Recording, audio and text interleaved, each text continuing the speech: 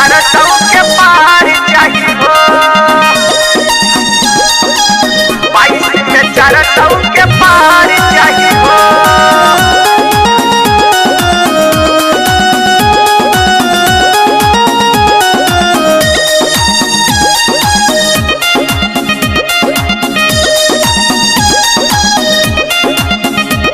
सुनाए मोरे भैया साइकिल के बटन दबैया, मिलजुल के अब की यही चोरवन के भागैया। सुनाए मोरे भैया साइकिल के बटन दबैया, मिलजुल के अब की यही चोरवन के भागैया।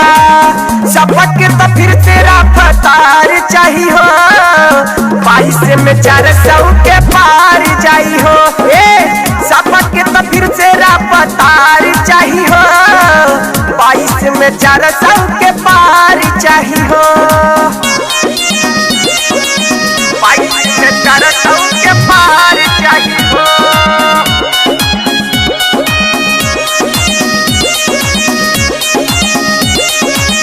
रहत रहल खुशहाल पूरा परदेश हो। रहने जब सीएम हमर भैया अखिलेश हो। रहने जब सीएम हमर भैया अखिलेश हो। युवा नौजवान सब करिए कहीं बमान हो। देत रहने भत्ता और कन्या विद्याधान हो।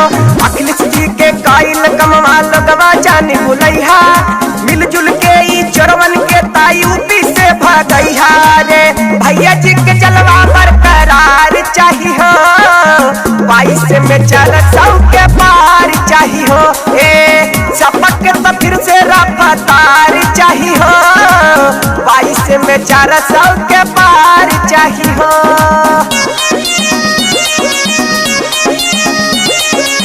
22 में 400 के पार चाहिए हो।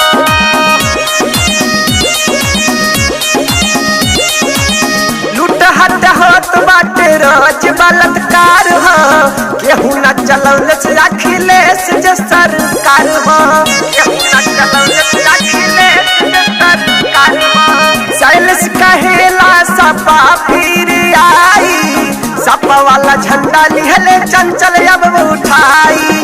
पार्टी में मिलाई दिहला जनता के कुल सपना, कहला बाबा आय होई किसानन के दुगुना।